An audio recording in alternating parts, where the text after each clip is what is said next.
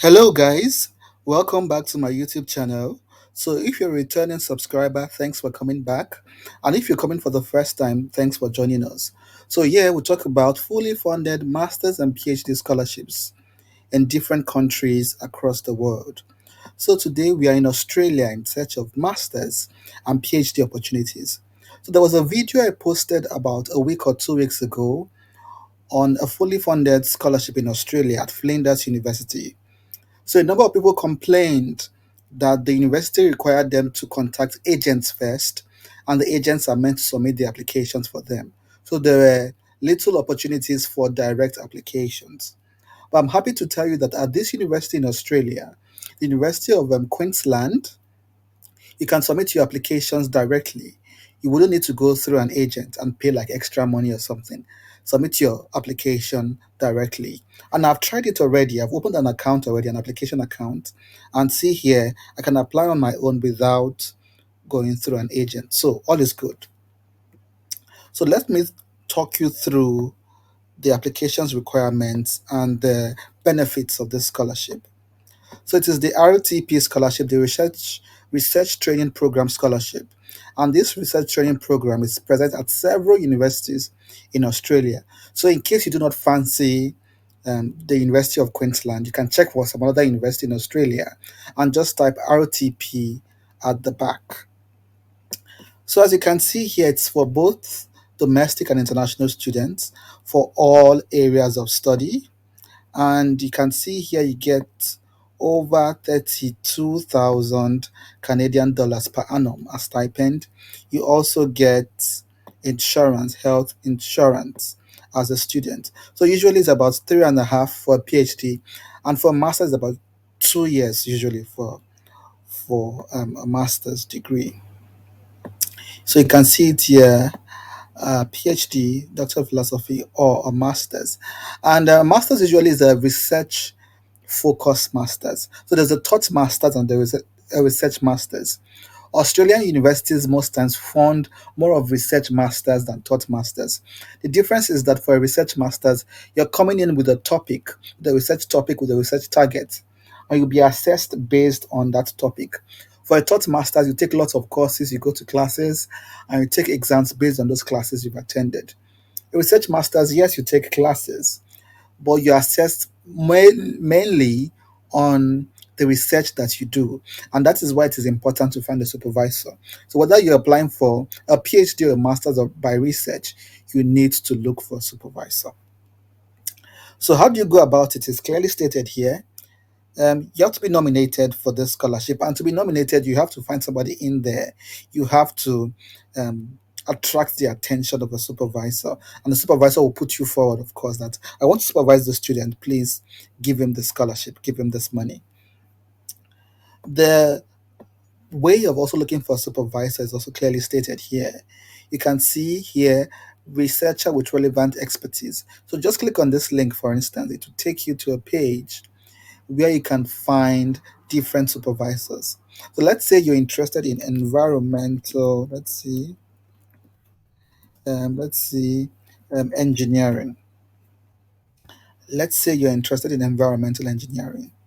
So this is the list of professors offering supervision under this particular subject matter. And what you're meant to do is to click on their profile and see which one whose interests align closely with yours. And when you find one, you have to read through their profile, see what they've done in the past. If possible, make reference to one or two of their papers. So you click on this link and see what they're doing and how they align with your own area of interest. And then send them an email. Usually the email address is here. So what do? You introduce yourself, your academic background, probably your relevant work experience as well, and make your intentions known that you intend to apply for a master's scholarship here or a PhD scholarship here, and you're looking for supervision. You're trying to ask if he has available spots for supervision that you'd like to work under his tutelage, and you're also interested in this research training program to fund your studies. For how to send an email to a professor, there is already a video on this channel on how to do so. So just go to the home page of my channel and scroll down a little So where you see letter of motivation, statement of purpose, and the rest, there is a video here on how to contact professors, how to send them cold emails and ask for supervision and ask for available spots. So that's what you're meant to do. So dig in and look for a professor in this university that aligns with your area of interest and approach them professionally. It's also a good idea to add your CV and, if possible, probably your transcript as well, to that email that you send to the professor. You get the full gist here in this video on how to contact professors. So let's move forward. What else do you need to do? You want to keep an eye on the application window. So for those resuming in 2023, the application window opened last year. So for those that will be resuming early next year, the application window opens in May 29th. You might say, oh, May is far away, but that's not true, really. Because remember, you have to contact the supervisor. And the supervisor might even ask you to write like a small proposal or maybe a writing sample or something. So you want to get those things on time. I want to start um, contacting supervisors as soon as possible. You do not want to be caught unawares. You do not want to wait till May because maybe most students will be waiting till then before they contact supervisors. But you want to do due diligence and make sure you get all your documents together before then.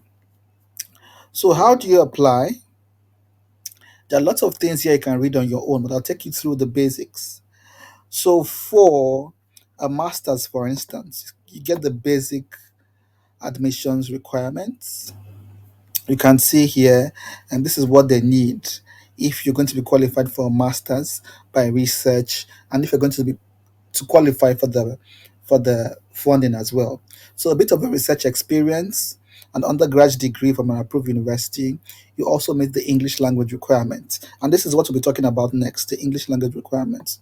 So if you scroll down a little, you get the gist about the English language requirements. Here you can see these exams like the IELTS or the TOEFL. And some of you might be worried already and saying, oh, I do not have these exams, or they're too expensive and I cannot pay for them. What do I do? Well, there's a catch. So just click on this link here and it takes you to the full page on the English language requirements. So here you get an escape route. So what you do here is, of course, you still see the normal IELTS, TOEFL, and their cutoff mark and things like that. But if you look a little bit closer, you will see English exemption for those who studied their high school or their secondary education, senior secondary school education in the English language. So those from these designated countries wouldn't need to submit any of those IELTS or the TOEFL exams, the English language test we looked at initially. So let's click on this link and see the countries that qualify for the English language waiver. Hopefully, your country is among. So this is the list of the countries, and I can see Nigeria here already, and that's good news for those coming from Nigeria. I can see Ghana here, I can see Botswana, I can see Singapore, Zimbabwe. So that's good. So hopefully your country is also here. So in case your country is not on the list, also check this one and see other qualifications that they accept in lieu for the IELTS or the TOEFL. So check if your country is also on any of this list. For instance, if you're from India, they accept these qualifications for the English language test. So check closely and see how you can get a waiver and save yourself the stress and the money of registering for the IELTS or the TOEFL. So I hope this is clear. The applications requirements or procedure is clearly stated here as well, and you just see whether you meet the applications requirements. And if you do, please try to apply as soon as you can. I've already opened one actually, an application here already. You can see it here. So you do not need to apply through an agent. So just click on how to apply button. It shows you the different steps. Check eligibility, find and identify researcher or supervisor, and the different documents you need to have, like the CV, transcript, degree certificates, English language document, your passport, recommendation letters, other documents. And then you can go online and apply just to demonstrate that there's no need for an agent. Like I've opened the tab here already, and this is what it came up with. I think it will go back there. Yeah, this is what it came up with. So usually you're meant to like open an account with your email and your password and every other thing, and then it will bring you to this page. And of course, you can put in your own details and then upload your documents, especially when the application window, of course, opens. So that's it, guys. I hope this was useful. It's a fully funded PhD and Masters by Research at the University of Queensland in Australia. You can see what it covers. Very generous, over $32,000 per annum, and you can see health insurance for international students as well. So, guys, as usual, we cannot wait to celebrate you. There are a lot of opportunities already flying around. Try to catch at least one. At the moment, I'm trying to round off my PhD, so I have lots of work to do. So bear with me and engage with the materials I've already provided, and I'll try to keep you updated as more opportunities open all over the world.